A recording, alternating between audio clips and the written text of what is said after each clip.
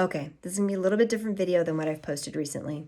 Definitely a little raw, a little more of a day in the life of kind of vibe, so just stick with me. I've had a couple of long days recently with different buyers showing property, which is a great thing because it means our buyers have options. But submitted an offer the other day, immediately got a call from the listing agent stating that the seller wanted to make sure our buyer knew the property conveyed in as-is condition. There was no mention in MLS about the seller's intent to sell the property as is. So you can imagine that threw the buyer for a bit of a loop. And especially because the buyer had submitted a very clean offer.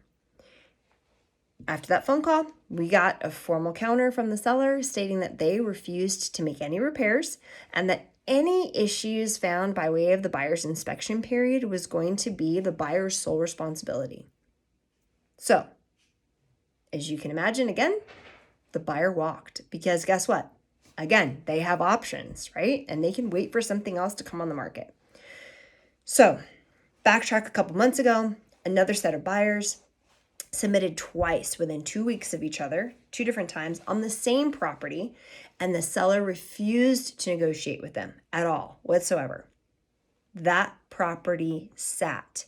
A month later, the seller came knocking on our door, asking the buyer if they were still on the market and if they were now willing to resubmit because now the seller was willing to play ball. Guess what? The buyer was no longer on the market because they had already found something else. So here's the moral to the story. Sellers, you need to be reasonable. Long gone are the days where you have buyers lining up at your house ready to write, multiple offers that increase the price $20,000 to $30,000 and it's selling in 24 hours. And if you are not going to allow the transaction to run its course, your house is going to sit. And the next offer is probably not going to be at asking price. It's probably going to ask for concessions and they're probably going to want repairs. So be reasonable. Allow the buyer to submit repair requests. You never know what's important to them and you have no idea what they're going to ask for. Don't get upset when they submit an offer and it has concessions. All of that's negotiable.